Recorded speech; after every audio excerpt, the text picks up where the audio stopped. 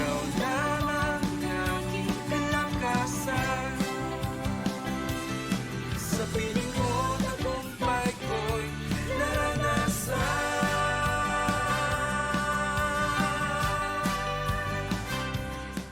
Hi everyone! Welcome po muli sa araw-araw na pagpapala. Hatid sa inyo ng Jesus Christ Saves Global Outreach Church. So ako muli yung lingkod Pastor Charlie Nakutanan ang maghatid sa inyo ng mensahe ng Diyos. So sumadali muna tayong imukot manalangin. Lord, thank you sa oras na ito sa aming pakikinig ng salita.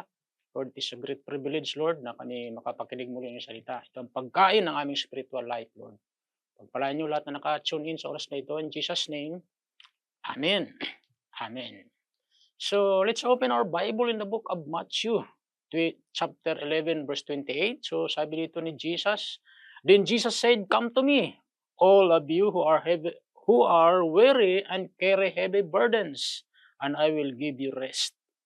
Tagalog, lumapit kayo sa akin, kayong lahat na nahihirapan at nabibigat ang lupa sa inyong pasanin at kayo bibigyan ko ng kapahingahan. Purihin ang Diyos. Pagpalain mo, Diyos, yung mga salitang ito naming pag-aaralan sa pangalan ni Jesus. Amen. So I would like to share to you this moment about finding rest. Paghahanap ng kapahingahan. Purihin ang Diyos. So mga magulang at mga kapatid, sa panahon natin ito ay tayo humaharap ng mga crisis, lalo na yung global crisis ngayon. So, minsan maraming nabibigatan dahil sa malalaking gastusin, maraming bayarin. Subalit kapiranggot yung mga kinikita. Okay, so maraming nabibigatan. Pero napakabuti ang Diyos sapagkat sa talatang ito na ating binasa, aklat ng Matthew 11:28 ay naglalaman ng paanyaya mula kay Jesus na tinatawag ang mga napapagod o nabibigatan at may pasanin na lumapit sa Kanya upang makahanap ng kapahingahan. Purihin ng Diyos, may kapahingahan tayo sa Panginoon. So, ang mga talatang ito, this verse encapsulates the essence of Christ, compassionate nature, and the hope found in Him amidst life's struggles.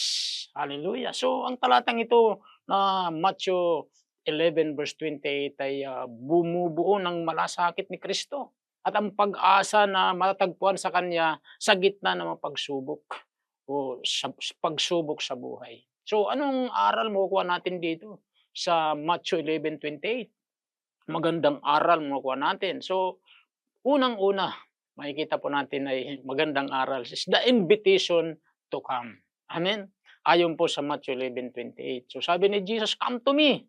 Hallelujah. Lumapit kayo sa akin. So Jesus invites the weary to approach Him. Hallelujah. So inanya ni Jesus ang mga napapagod na lumapit sa Kanya. Sabi nga John 6:37 sa ating supporting verse, All that the Father gives me will come to me. And whoever comes to me, I will never cast out. Lalapit sa akin ang lahat ng ibinigay sa akin ng Ama at hinding-hindi ko itataboy ang lumalapit sa akin. Kaya kapatid, kung ikay nabibigatan sa oras na ito, walang kailangan natin.